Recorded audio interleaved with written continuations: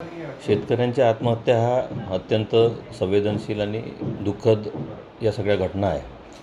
माझी शेतकऱ्यांना सर्व विनंती असणार आहे की या संदर्भात शासनाच्या ज्या काही योजना आहेत त्याचा लाभ शेतकऱ्यांनी जर घेतला तर निश्चितपणे ज्या काही अडचणी शेतकऱ्यांना येत आहेत, मागचा काळ अत्यंत कठीण गेला, आताही सध्याही सतत पाऊस सुरू आहे, त्याच्यामुळे स्वाभाविकपणे नापिकीमुळं या घटना होऊन राहिल्या.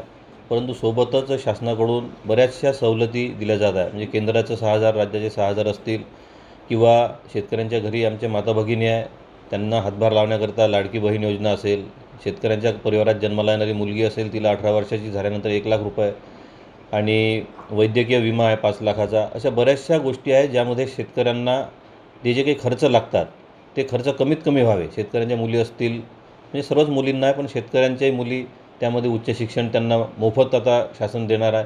असा खर्च शेतकऱ्यांचा कमीत कमी कसा करता येईल या संदर्भात शासन पाऊल उचलत आहेत. मध्ये सरकारनं वीज बिलही संपूर्णपणे 7.5 HP पर्यंत शेतकऱ्यांना माफ केलेलं आहे. मागील थकीत वीज बिलसुद्धा माफ झालेलं आहे. त्याच्यामुळं बऱ्याचशा गोष्टी शासनाच्या वतीनं यामध्ये एक एक पाऊल पुढं टाकणं सुरू आहे.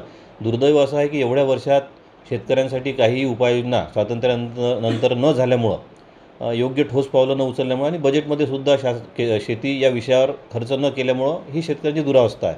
परंतु आता केंद्र सरकार आणि राज्य सरकार हे वेगवेगळ्या योजनांच्या माध्यमातून, जोडधंद्यांच्या माध्यमातून मदत करण्याकरता सातत्यानं तयार आहे आणि वेगवेगळ्या उपाययोजना काढत आहेत.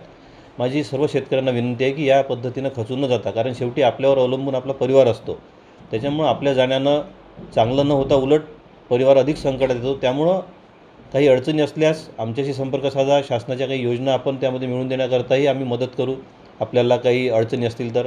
परंतु असं टोकाचं पाऊल उचलू नका असं माझ्या सर्व शेतकरी बांधवांना विनंती आहे. आणि शासनाच्या या विविध योजनांचा लाभ आपण घ्यावा. जिथे अडचणी असतील तिथे आमच्याशी संपर्क साधावा अशी मी विनंती करतो. परंतु अशा घटना होऊ नये याकरता शासनही प्रयत्नरत आहे आणि आमच्या माध्यमातूनही त्या योजना पोहोचण्याचा प्रयत्न होत आहे. तरीही जिथे अडचणी असतील तिथे शेतकऱ्यांनी आमच्याशी संपर्क साधावा आणि ही टोकाची पावलं उचलू नये अशी माझी नम्र विनंती आहे.